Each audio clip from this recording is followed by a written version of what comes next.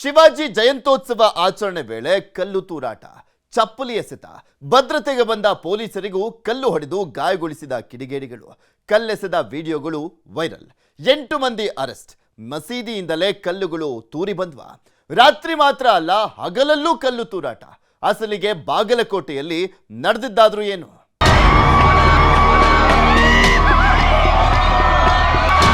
ಸಾಯಂಕಾಲ 5 ಗಂಟೆಗೆ ಒಂದು ಶೋಭಾಯಾತ್ರೆ ವಿತ್ ಪೊಲೀಸರ ಪರ್ಮಿಷನ್ ತಗೊಂಡು ನಾವು ಮಾಡ್ತಾಯಿದ್ವು. ಅದು ಪ್ರತಿ ವರ್ಷವೂ ಮಾಡ್ತೀವಿ. ಇವತ್ತು ಮಾಡಿಕೊಂಡು ಬಂದಾಗ ಎಲ್ಲ ರೀತಿ ಶಾಂತ ರೀತಿಯಿಂದ ಇದ್ರ ತನಕ ಬಂತು. ಎಲ್ಲಿ ಪಂಕ ಮಸೀದಿ ಹತ್ತಿಯಲ್ಲಿ. ಬಟ್ ಅಲ್ಲಿ ಕೆಲವೊಂದು ಕಿಡಿಗೇಡಿಗಳು ಒಳಗೆ ಕೂತ್ಕೊಂಡು ಕಲ್ಲು ಮತ್ತು ಚಪ್ಪಲಿಯಿಂದ ಹೋಗೋದು.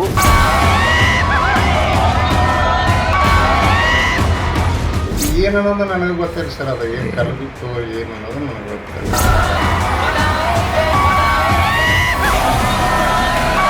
ಶಿವಾಜಿ ಜಯಂತಿಯನ್ನು ಮಾಡಿದ್ದೀವಿ. ಇವತ್ತು ಅಷ್ಟೇ ಸಹಜವಾಗಿ ಪೊಲೀಸ್ ಇಲಾಖೆ ನಾವು ಅಚ್ಚುಕಟ್ಟಾಗಿ ಬಂದೋಬಸ್ತನ್ನು ಮಾಡಿಲ್ಲ. ಇವತ್ತು ನಾವು ಪದೇ ಪದೇ ಹೇಳಂಗಿಲ್ಲ, ಮುಸ್ಲಿಂ ಸಮಾಜ ಕೇವಲ ಅಲ್ಲಿರ್ತಕ್ಕಂಥ ಕೆಲವು ಯುವಕರು ಮಾಡಿದ್ದು ಮಾತ್ರ ಇದು. ಮುಸ್ಲಿಂ ಸಮಾಜದ ಯಾರೇ ಇಂಥ ವಿಚಾರಗಳನ್ನ ಇಟ್ಕೊಂಡು ಮಾಡಿರೋಕ್ಕಿಲ್ಲ.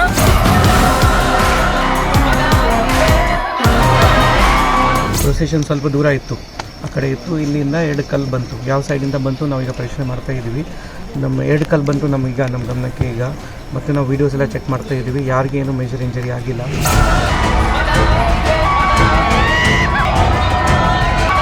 ಒಂದು ಮಸೀದಿ ಎದುರುಗಡೆಗೆ ಬಂದ ತಕ್ಷಣ ಕಲ್ಲು ಚಪ್ಪಲಿಯನ್ನು ಎಸೆತಾರೆ ಅಂತಂದ್ರೆ ಇದೊಂದು ಅತ್ಯಂತ ಹೀನವಾದಂಥ ಕೃತ್ಯ.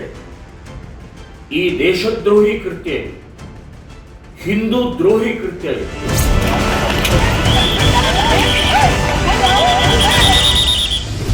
ಗಣೇಶ ವಿಸರ್ಜನೆಗಳೆಲ್ಲ ಮುಗಿತು, ಇನ್ನೆಲ್ಲವೂ ಶಾಂತ. ಇನ್ನು ಕಲ್ಲು ತೂರಾಟ ಇರೋದಿಲ್ಲ ಅಂದುಕೊಳ್ಳುವಾಗಲೇ ಮತ್ತೆ ಕಲ್ಲುಗಳು ತೂರಿ ಬಂದಿವೆ. ಗಣೇಶ ಅಲ್ಲದೆ ಇದ್ರೆ ಏನಂತೆ? ಶಿವಾಜಿ ಮೆರವಣಿಗೆಯೂ ಮಸೀದಿ ಮುಂದೆ ಬರಂಗಿಲ್ಲ ಅಂತ ಗಲಾಟೆ ಮಾಡಿದ ಕೆಲವು ಕಿಡಿಗೇಡಿಗಳು ಶಿವಾಜಿ ಮೆರವಣಿಗೆ ಮೇಲೆ ಕಲ್ಲು ತೂರಿದ್ದಾರೆ. ಕಲ್ಲು ತೂರಾಟ ಮಾತ್ರವಲ್ಲದೆ ಚಪ್ಪಲಿ ಎಸೆದು ಗಲಭೆ ಎಬ್ಬಿಸಿದ್ದಾರೆ.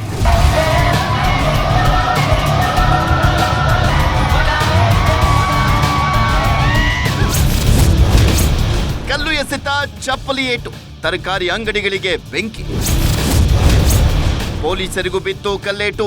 ಮಸೀದಿ ಕಡೆಯಿಂದ ಬಂತ ಕಲ್ಲು. ಹಿಂದೂ ಸಂಘಟನೆಗಳ ಪ್ರೊಟೆಸ್ಟ್, 8 ಮಂದಿ ಆರೋಪಿಗಳು ಅರೆಸ್ಟ್. ತೂರಿಕೊಂಡು ಬರ್ತಾ ಇದ್ದಾವೆ ಕಲ್ಲುಗಳು, ಎಲ್ಲಿಂದಲೋ ಬಂದು ಬೀಳುತ್ತಿವೆ ಚಪ್ಪಲಿಗಳು. ತರಕಾರಿ ಅಂಗಡಿಗಳಿಗೆ ಬೆಂಕಿ, ಪೊಲೀಸರ ಜೊತೆ ವಾಗ್ವಾದ.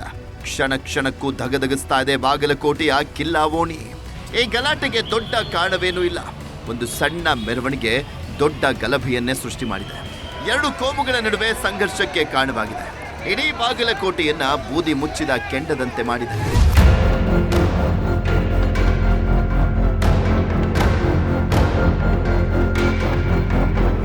ಇತ್ತೀಚೆಗೆ ಗಣೇಶ ಉತ್ಸವದಲ್ಲಿ ಕಲ್ಲು ತೂರಾಟ ಪ್ರಕರಣಗಳು ವರದಿಯಾಗಿದ್ವು. ಗಣೇಶ ವಿಸರ್ಜನೆ ಮೆರವಣಿಗೆ ಮಾಡುವ ವೇಳೆ ಡಿಜೆ ಹಾಕಿದ್ರು ಅಂತಲೋ ಅಥವಾ ಮಸೀದಿ ಮುಂದೆ ಮೆರವಣಿಗೆ ಹೋದ್ರೋ ಅಂತಲೋ ಕಲ್ಲು ತೂರಾಟ ಗಲಾಟೆಗಳು ನಡೆದಿದ್ವು. ಇದರಿಂದ ಪೊಲೀಸ್ ಇಲಾಖೆ ಸಾಕಷ್ಟು ಸಮಸ್ಯೆಗೆ ಸಿಕ್ಕಾಕೊಂಡಿತ್ತು. ಸದ್ಯ ಗಣೇಶ ಉತ್ಸವಗಳು ಇಲ್ಲ, ಮೊಹರಂ ಮೆರವಣಿಗೆಗಳು ಕೂಡ ಇಲ್ಲ ಅಂತ ನಿಟ್ಟುಸಿರು ಬಿಡೋದ್ರ ಒಳಗಡೆ ಈಗ ಮತ್ತೆ ಗಲಾಟೆಗಳು ಶುರುವಾಗಿವೆ. ಈ ಬಾರಿ ಶಿವಾಜಿ ಜಯಂತಿಯ ಮೆರವಣಿಗೆಯ ಮೇಲೂ ಕೂಡ ಕಿಡಿಗೇಡಿಗಳು ಕಲ್ಲು ತೂರಾಟವನ್ನು ಮಾಡಿದ್ದಾರೆ.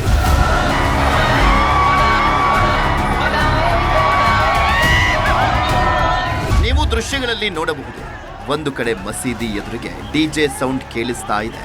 ಅಲ್ಲೇ ಕೆಲವರು ಕೇಸರಿ ಬಾವುಟಗಳನ್ನು ಹಿಡಿದುಕೊಂಡು ಹಾರಿಸ್ತಾ ಇದ್ರೆ, ಎದುರಿಗೆ ಇರುವಂತ ಮಸೀದಿಯಲ್ಲಿ ಒಂದಷ್ಟು ಹುಡುಗರು ದಾಂಧಲೆ ಮಾಡ್ತಾ ಇದ್ದಾರೆ, ಒಳಗಡೆ ಕಿರ್ಚಾಡ್ತಾ ಇದ್ದಾರೆ. ಪೊಲೀಸರು ಕೆಲವು ಮುಖಂಡರನ್ನ ಅವರನ್ನ ಕಂಟ್ರೋಲ್ ಮಾಡೋದಕ್ಕೆ ಪ್ರಯತ್ನ ಮಾಡ್ತಾ ಇದ್ರು. ಅವರು ನಿಲ್ಲೋದೇ ಇಲ್ಲ ಅಂತ ಮುಂದೆ ಮುಂದೆ ನುಗ್ಗಿ ಬರುವಂತ ಪ್ರಯತ್ನ ಮಾಡಿದ್ದಾರೆ. ಅಷ್ಟು ಮಾತ್ರ ಅಲ್ಲ, ಮಸೀದಿಯಿಂದಲೇ ಚಪ್ಪಲಿಯನ್ನ ಕೂಡ ಎಸೆದಿದ್ದಾರೆ.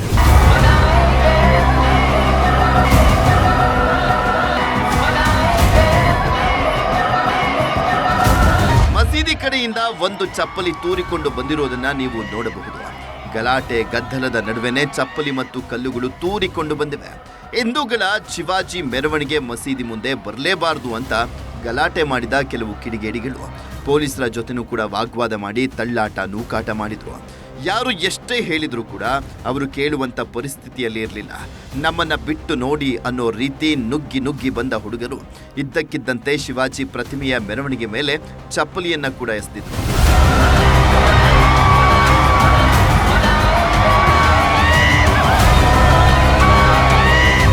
ಶಿವಾಜಿ ಜಯಂತಿ ಆಚರಣೆಗೆ ಹಿಂದೂಗಳು ಅನುಮತಿ ಪಡೆದುಕೊಂಡಿದ್ರಂತೆ.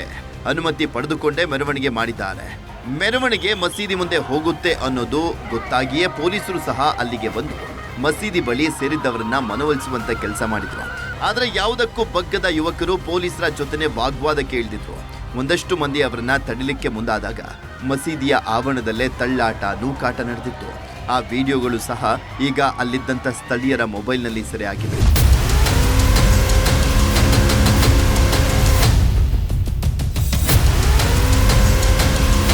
ಇನ್ನು ಈ ಗಲಾಟೆಯನ್ನ ಬರೀ ಚಪ್ಪಲಿಯನ್ನ ಮಾತ್ರ ಎಸೆದಿದ್ದು ಅಲ್ಲ, ಕಲ್ಲು ತೂರಾಟವನ್ನ ಮಾಡಿದ್ರು. ಶಿವಾಜಿ ಜಯಂತ್ಯೋತ್ಸವ ಮೆರವಣಿಗೆ ವೇಳೆ ಕಲ್ಲು ತೂರಾಟ ನಡೆದಿದ್ರಿಂದ ಸ್ಥಳದಲ್ಲೇ ಇದ್ದಂಥ ಪೊಲೀಸರಿಗೂ ಕಲ್ಲೇಟುಗಳು ಬಿದ್ದಿದ್ವು. ಮೆರವಣಿಗೆ ಮೇಲೆ ಕಿಡಿಗೇಡಿಗಳು ಕಲ್ಲು ತೂರಾಟ ಮಾಡಿದ್ರು. ಈ ವೇಳೆ ಬಾಗಲಕೋಟೆ ಎಸ್ಪಿ ಸಿದ್ಧಾರ್ಥ ಗೋಯಲ್ ಕುತ್ತಿಗೆ ಭಾಗಕ್ಕೆ ಒಂದು ಕಲ್ಲು ಬಿದ್ದಿದ್ದು ಎಸ್ಪಿ ಅವರ ಯೂನಿಫಾರ್ಮ್ ಮೇಲೆ ರಕ್ತದ ಕಲೆಗಳು ಕಂಡುಬಂತು. ಘಟನಾ ಸ್ಥಳದಲ್ಲಿ ಪೊಲೀಸರ ಜಮಾವಣೆ ಆಗಿದ್ದು ಗಲಭೆಯನ್ನ ನಿಯಂತ್ರಣಕ್ಕೆ ತರುವಂತ ಪ್ರಯತ್ನ ಮಾಡಿದ್ರು.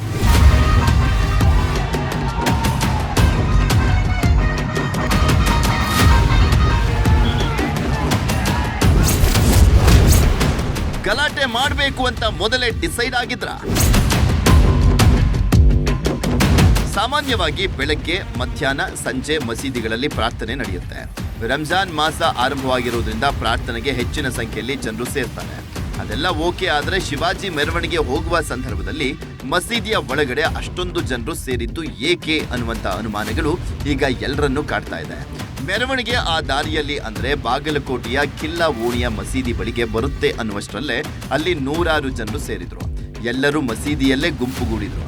ಮಸೀದಿಯ ಒಳಗಡೆ ಸೇರ್ಕೊಂಡು ಹಿಂದೂಗಳ ಮೇಲೆ ದಾಳಿಯನ್ನ ಮಾಡೋದಕ್ಕೆ ಮುಂದಾಗಿದ್ರು.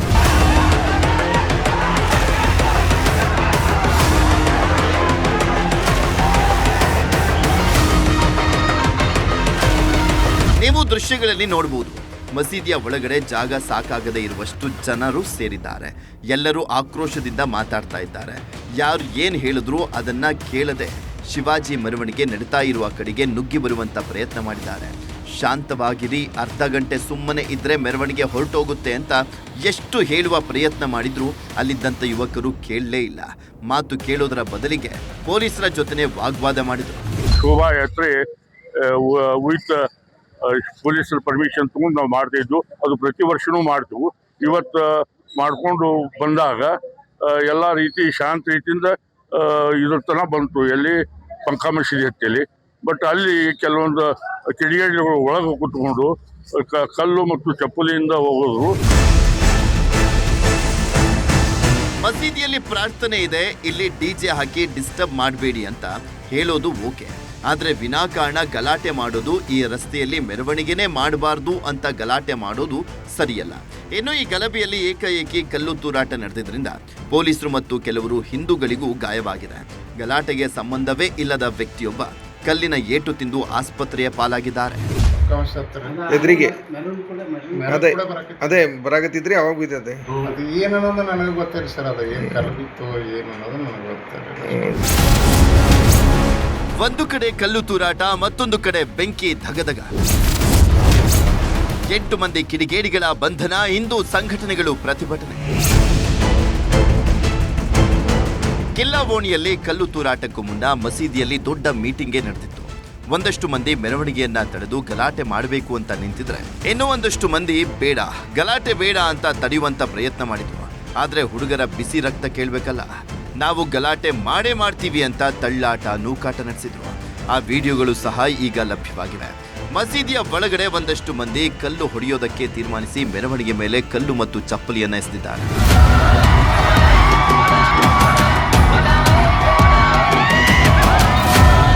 ಒಂದು ಕಡೆ ಮಸೀದಿ ಬಳಿ ಗಲಾಟೆ ಗದ್ದಲ ನಡೆದ್ರೆ, ಮತ್ತೊಂದು ಕಡೆ ಮಸೀದಿಯ ಪಕ್ಕದಲ್ಲೇ ಇರುವಂತ ತರಕಾರಿ ಮಾರ್ಕೆಟ್ನಲ್ಲಿ ಬೆಂಕಿ ಧಗಧಗಿಸಿದೆ. ನೀವು ದೃಶ್ಯಗಳಲ್ಲಿ ನೋಡಬಹುದು ಹೇಗೆ ಬೆಂಕಿ ಹೊತ್ತಿಕೊಂಡು ಉರಿತಾ ಇದೆ ಅಂತ. ಬೆಂಕಿ ಆರಿಸೋದಕ್ಕೆ ಎಷ್ಟೇ ಪ್ರಯತ್ನ ಪಟ್ಟರೂ ಸಾಧ್ಯವಾಗಿಲ್ಲ. ಕೆಲವೇ ನಿಮಿಷಗಳಲ್ಲಿ ತರಕಾರಿಗಳೆಲ್ಲ ಬೆಂಕಿಗೆ ಆಹುತಿಯಾಗಿವೆ. ಅಲ್ಲಿ ಕಲ್ಲು ಹೊಡೆದ್ರು ಅಂತ ಇಲ್ಲಿ ಯಾರೋ ಮಾರುಕಟ್ಟೆಗೆ ಬಂದು ಬೆಂಕಿ ಇಟ್ಟು ಬಡ ವ್ಯಾಪಾರಿಗಳ ಹೊಟ್ಟೆಗೆ ಕಲ್ಲು ಹಾಕಿದ್ದಾರೆ.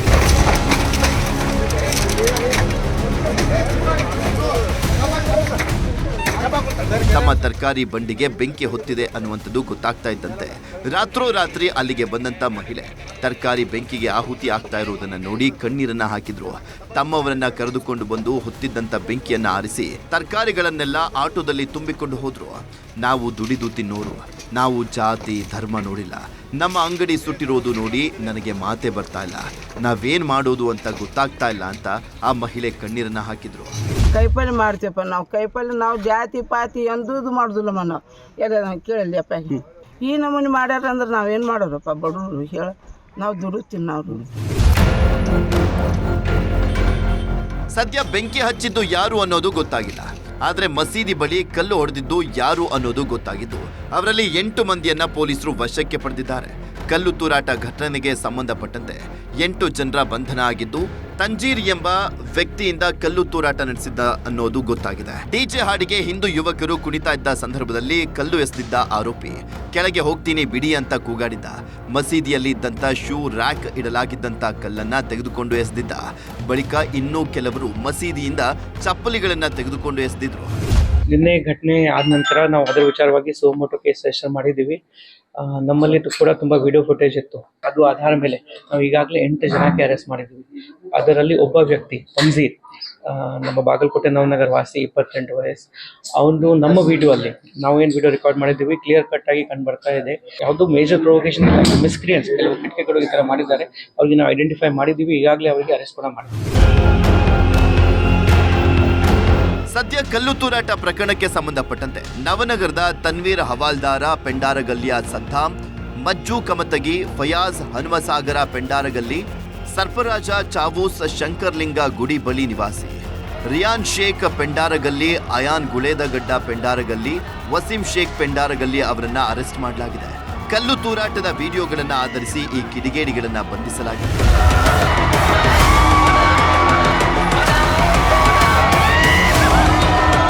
ಇನ್ನು ಈ ಘಟನೆ ಬಗ್ಗೆ ಭಾರಿ ಆಕ್ರೋಶ ವ್ಯಕ್ತವಾಗ್ತಾ ಇತ್ತು. ಬಾಗಲಕೋಟೆಯಲ್ಲಿ ಕಲ್ಲು ತೂರಾಟ ನಡೆದ ಹಿನ್ನೆಲೆಯಲ್ಲಿ ಹಿಂದೂ ಮುಖಂಡರ ಸಭೆಯನ್ನ ಮಾಡಿದ್ರು. ಅಂಬಾ ಭವಾನಿ ದೇವಾಲಯದ ಮುಂಭಾಗದಲ್ಲಿ ಈ ಸಭೆ ನಡೆದಿದ್ದು ಸಭೆಯಲ್ಲಿ ಹಿಂದೂ ಕಾರ್ಯಕರ್ತರು ಮುಖಂಡರು ಭಾಗಿಯಾಗಿದ್ರು. ಬಿಜೆಪಿ ರಾಜ್ಯಸಭಾ ಸದಸ್ಯ ನಾರಾಯಣ ಸಾ ಬಾಂಡಗೆ, ಡಾಕ್ಟರ್ ಶೇಖರ್ ಮಾನೆ, ಅಶೋಕ್ ಲಿಂಬಾವಳಿ, ಬಸವರಾಜ್ ಯಂಕಂಚಿ ಸೇರಿದಂತೆ ಹಲವು ಮುಖಂಡರ ನೇತೃತ್ವದಲ್ಲಿ ಸಭೆ ನಡೆದಿದ್ದು ಎಲ್ಲ ನಾಯಕರು ಘಟನೆಯನ್ನ ಖಂಡಿಸಿದ್ರು. ದುಷ್ಕರ್ಮಿಗಳನ್ನ ಕೂಡಲೇ ಬಂಧಿಸಿ ಕಠಿಣಾತಿ ಕಠಿಣ ಶಿಕ್ಷೆ ಕೊಡಬೇಕು. ಇಂದು ಸಮಾಜದ ಮೇಲೆ ನಡೆದ ಕೃತ್ಯ ಖಂಡನೀಯ. ಧಾರ್ಮಿಕ ಕಾರ್ಯಕ್ರಮಗಳಲ್ಲಿ ಕೋಮು ಗಲಭೆ ಸೃಷ್ಟಿಸುವ ದೇಶದ್ರೋಹಿಗಳನ್ನ ಗಡೀಪಾರು ಮಾಡಬೇಕು ಅಂತ ಪರಿಷತ್ ಸದಸ್ಯ BH ಪೂಜಾರ್ ಆಗ್ರಹಿಸಿದರು. ನಿರಂತರವಾದ ಘಟನೆಗಳು, ದೌರ್ಜನ್ಯಗಳನ್ನು ಮಾಡುವಂಥ, ಅವರನ್ನು ಗಡೀಪಾರು ಮಾಡುವಂಥ ಕೆಲಸ ಕೂಡ ಮಾಡಬೇಕು.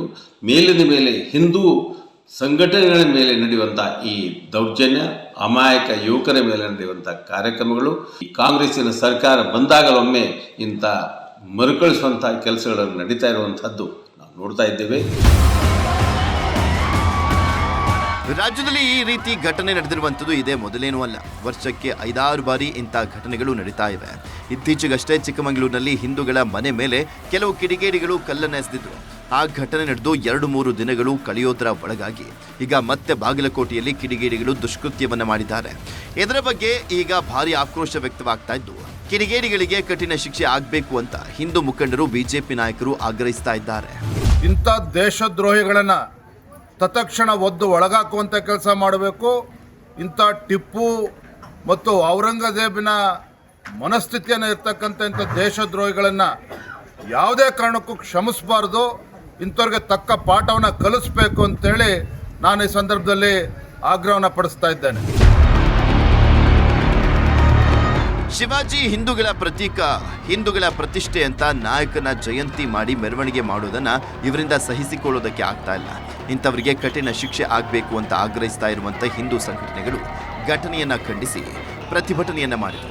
ನಗರದ ಶಿವಾಜಿ ವೃತ್ತದಲ್ಲಿ ಪ್ರತಿಭಟನೆ ನಡೆಸಿದಂಥ ಕಾರ್ಯಕರ್ತರು ಕಲ್ಲು ತೂರಾಟ ನಡೆಸಿದಂಥ ಕಿಡಿಗೇಡಿಗಳ ವಿರುದ್ಧ ಆಕ್ರೋಶ ವ್ಯಕ್ತಪಡಿಸಿದರು.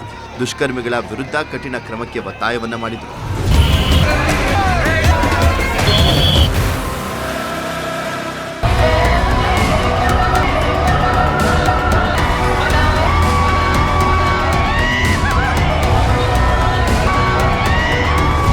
ನಮಗೆಲ್ಲ ಕಲ್ಲು ತೂರಾಟ ಅಂದ್ರೆ ಕಡ್ಲೆ ಮಿಠಾಯಿ ತಿಂದಷ್ಟೇ ಸುಲಭ ಅನ್ಸುತ್ತೆ. ಅದಕ್ಕೆ ಪದೇ ಪದೇ ಕಲ್ಲು ಎಸೆಯುವಂತ ಕೆಲಸ ಮಾಡ್ತಾರೆ. ಈ ಬಾರಿ ಕಲ್ಲುಗಳ ಜೊತೆಗೆ ಚಪ್ಪಲಿಗಳನ್ನ ಕೂಡ ಎಸೆದಿದ್ದಾರೆ. ಸರಿ, ರಾತ್ರಿ ಕಲ್ಲು ಎಸೆದ್ರು. ಕಲ್ಲು ಎಸೆದವರನ್ನ ಹುಡುಕಿ ಬಂಧನ ಮಾಡಿದ್ದೂ ಆಯ್ತು. ಆದ್ರೆ 8 ಮಂದಿಯ ಬಂಧನದ ನಂತರವೂ ಬೆಳಗ್ಗೆ ಕಲ್ಲು ತೂರಾಟ ನಡೆದಿದೆ. ಪೊಲೀಸ್ ಬಿಗಿ ಭದ್ರತೆಯಲ್ಲಿ ಗಲಾಟೆ ಆಗಿದೆ.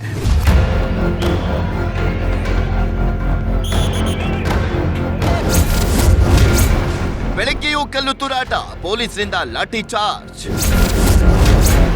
ರಾತ್ರಿ ತಣ್ಣಗೆ ಆಗಿದ್ದ ಗಲಾಟೆ ಬೆಳಗ್ಗೆ ಮತ್ತೆ ಶುರುವಾಗಿದ್ದೇಗೆ.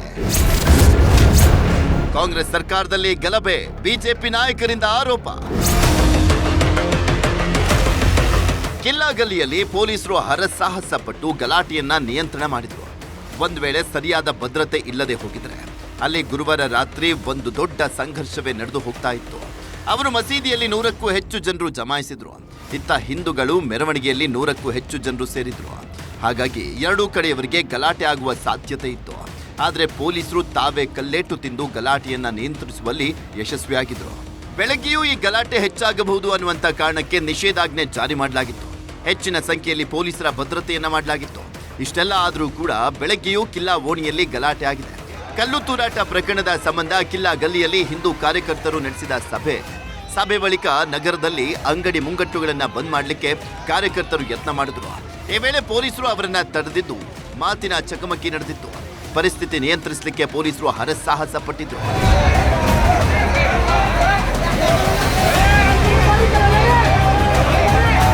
ಬಾಗಲಕೋಟೆಯ ಮುಧೋಳ ನಗರದಲ್ಲಿ ಹಿಂದೂ ಕಾರ್ಯಕರ್ತರು ಪ್ರತಿಭಟನೆ ನಡೆಸಿದ್ರು. ನಗರದ ಶಿವಾಜಿ ವೃತ್ತದಲ್ಲಿ ಪ್ರತಿಭಟನೆ ಮಾಡಿದ್ದು. ಈ ವೇಳೆ ತರಕಾರಿ ಮಾರುಕಟ್ಟೆ ಬಳಿ ಅಂಗಡಿಗಳನ್ನ ಮುಚ್ಚಿಸುವುದಕ್ಕೆ ಹೋಗಿದ್ರು. ಈ ವೇಳೆ ಕೆಲ ಕಿಡಿಗೇಡಿಗಳು ಕಲ್ಲು ತೂರಿದ್ದು ಭಾರಿ ಹೈಡ್ರಾಮಾ ಆಗಿದೆ. ರಾತ್ರಿ ಕಲ್ಲು ತೂರಿದ್ದಕ್ಕೆ ಅಷ್ಟೆಲ್ಲ ಗಲಾಟೆ ಆದರೂ ಕೂಡ ಪೊಲೀಸರು ಲಾಠಿ ಚಾರ್ಜ್ ಮಾಡಿದ್ರು. ತರಕಾರಿ ಮಾರುಕಟ್ಟೆಯತ್ತ ತಳ್ಳುವಾಗ ಕಲ್ಲು ತೂರಾಟ ನಡೆದಿದ್ದು ಹಿಂದೂ ಸಂಘಟನೆಗಳ ಆಕ್ರೋಶ ವ್ಯಕ್ತವಾಗಿದೆ. ಮತ್ತೊಂದು ಕಡೆ ಹಿಂದೂಗಳು ಅಂಗಡಿಗಳನ್ನ ಮುಚ್ಚಿಸುವಂತ ಪ್ರಯತ್ನ ಮಾಡ್ತಾ ಇದ್ದಾರೆ ಅಂತ ಗೊತ್ತಾಗ್ತಾ ಇದ್ದಂತೆ ಪೊಲೀಸರು ಲಾಠಿ ಚಾರ್ಜ್ ಮಾಡಿ ಗುಂಪು ಚದುರಿಸುವಂತ ಪ್ರಯತ್ನ ಮಾಡಿದ್ರು. ನೀವು ದೃಶ್ಯಗಳಲ್ಲಿ ನೋಡಬಹುದು. ಒಂದು ಕಡೆ ಪೊಲೀಸರು ಲಾಠಿ ಹಿಡಿದು ಅಟ್ಟಾಡಿಸಿಕೊಂಡು ಬರ್ತಾ ಇದ್ರೆ ಅಲ್ಲಿ ಸೇರಿದ್ದಂತ ಜನರು ಎದ್ನೋ ಬಿದ್ನೋ ಅಂತ ಓಡ್ತಾ ಇದ್ದಾರೆ. ಮಹಿಳೆಯರು ಸಹ ಪ್ರತಿಭಟನಾಕಾರರಿಗೆ ಲಾಠಿ ರುಚಿ ತೋರಿಸಿದ್ರು. ಹೀಗೆ ಕಲ್ಲು ತೂರಾಟ ಪ್ರತಿಭಟನೆಗಳು ನಡೆದ ನಂತರವೂ ಹಿಂದೂ ಕಾರ್ಯಕರ್ತರು ತಮ್ಮ ಪ್ರತಿಭಟನೆಯನ್ನ ಮುಂದುವರೆಸಿದ್ರು.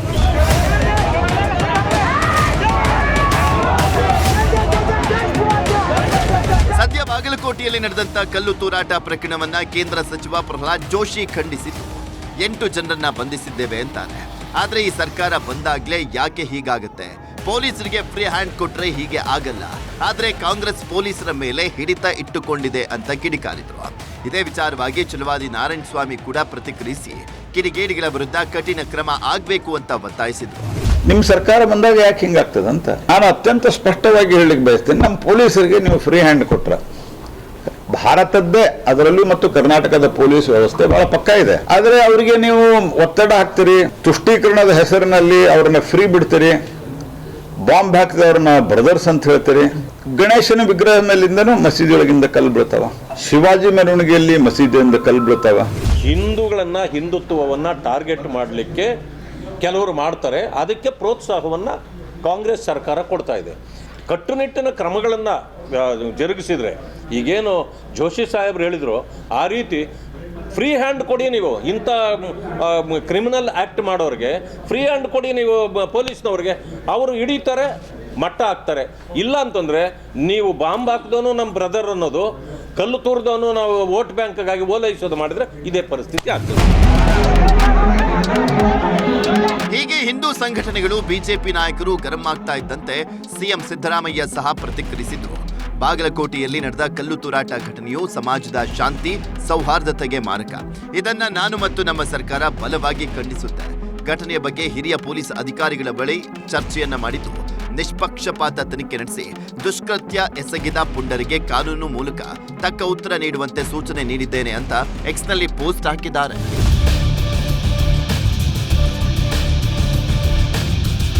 ಕಾಂಗ್ರೆಸ್ ಸರ್ಕಾರದಲ್ಲಿ ಮಾತ್ರ ಅಲ್ಲ, ಈ ಹಿಂದೆ ಬಿಜೆಪಿ ಸರ್ಕಾರ ಇದ್ದಾಗಲೂ ಇಂಥ ಘಟನೆಗಳು ನಡೆದಿದ್ವು. ಆದರೆ ಇತ್ತೀಚೆಗೆ ಕೆಲವು ಪುಡಾರಿಗಳು ಕಲ್ಲು ಎಸೆಯೋದನ್ನ ಸಾಧನೆ ಅಂತ ತಿಳಿದುಕೊಂಡು ಪದೇ ಪದೇ ಕಲ್ಲು ಎಸೆಯೋದಕ್ಕೆ ಮುಂದಾಗ್ತಾ ಇದ್ದು ಕಾನೂನು ವ್ಯವಸ್ಥೆ ಬಗ್ಗೆ ಭಯವೇ ಇಲ್ಲದಂತೆ ವರ್ತಿಸ್ತಾ ಇದ್ದಾರೆ. ಹಾಗಾಗಿ ಅಂತವರನ್ನ ಹೆಡೆಮುರಿ ಕಟ್ಟುವಂತ ಕೆಲಸ ಆಗಬೇಕಾಗಿದೆ.